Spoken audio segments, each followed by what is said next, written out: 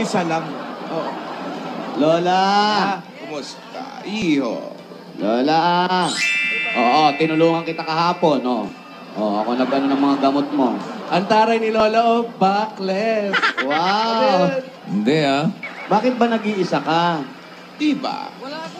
Wala si Yaya. Tinuro ako ng leksyon. Tinuluyan mo na? Wala na si Yaya. Pambihira ka naman doon. Paano ka ngayon yan? Pwede naman ako maghanap ng Yaya. Wala na si Yaya Dan. Wala na, Wala bossing. Tinuluyan. Tinuluyan, bossing. Ha?